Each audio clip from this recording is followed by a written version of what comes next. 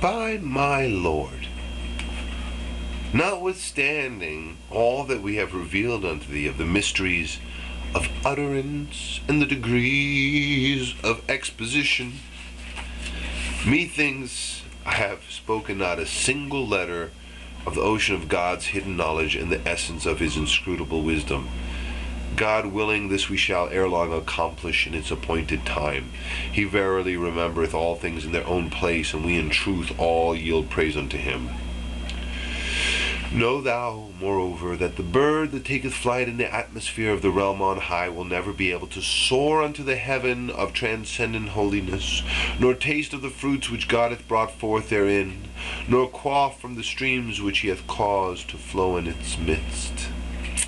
And were it to partake but a dewdrop thereof, it would perish forthwith, even as thou dost witness in these days with regard to those who profess allegiance unto us, and yet perform such deeds, utter such words, and advance such claims as they have. Methinks they lie as dead within their own veils.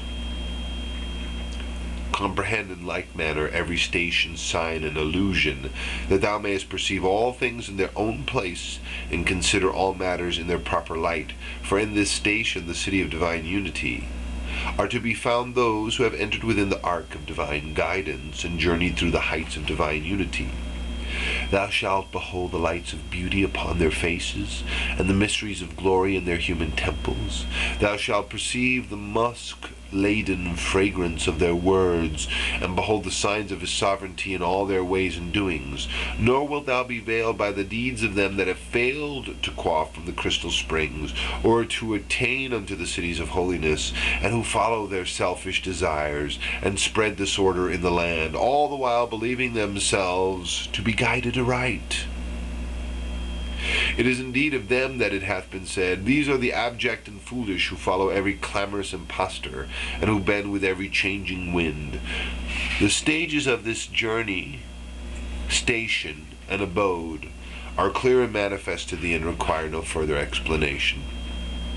Know then, that all thou hast heard and witnessed, that day star of truth, the primal point ascribed to himself from the designations of former times, is only on account of the weakness of men and the scheme of the world of creation. Otherwise, all names and attributes revolve round his essence, and circle about the threshold of his treasury, of his sanctuary. For he it is who traineth all names, revealeth all attributes, conferreth life upon all beings, proclaimeth the divine verses, and arrayeth the heavenly signs. Nay, shouldst thou gaze with thine inner eye, thou wouldst find that all save him fade into utter nothingness, and are as a thing forgotten in his holy presence. God was alone, there was none else besides him.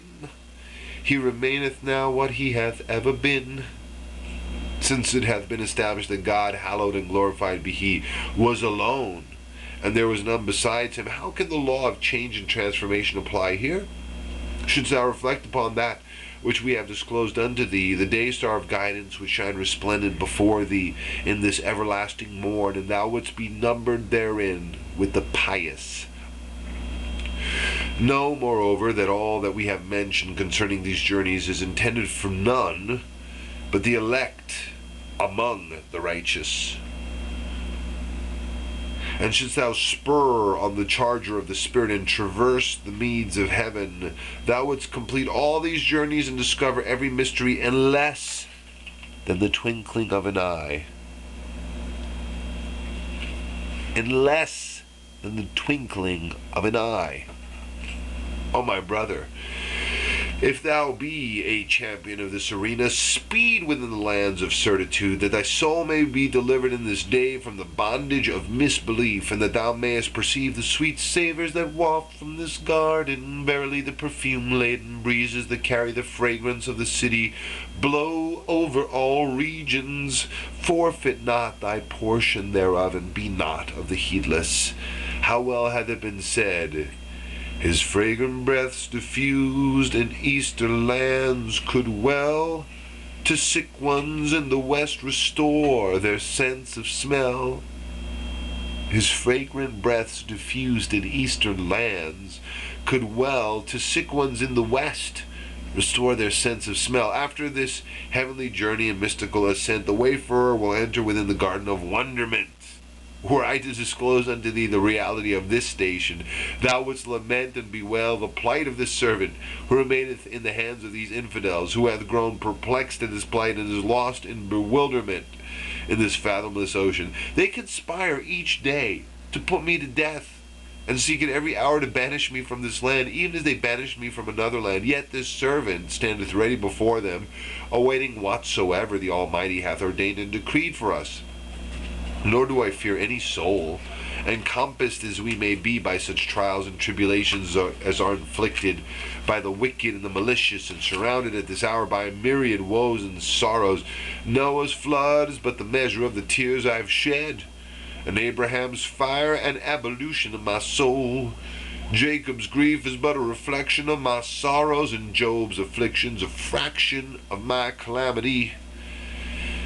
Were I to recount unto thine eminence the dire adversities that have befallen me, thou wouldst be so grieved as to forsake the mention of all things, and to forget thyself in all that the Lord hath created on earth. But as this is not our wish, I have concealed the revelation of the divine decree in the heart of Baha, and veiled it from the eyes of all that move in the realm of creation, that it may lay hid within the tabernacle of the unseen, until such time as God will have revealed its secret.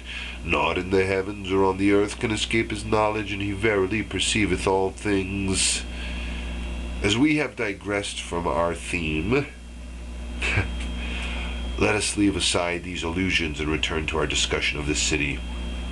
Verily, whoso entereth therein shall be saved, and whoso turneth aside therefrom will assuredly perish.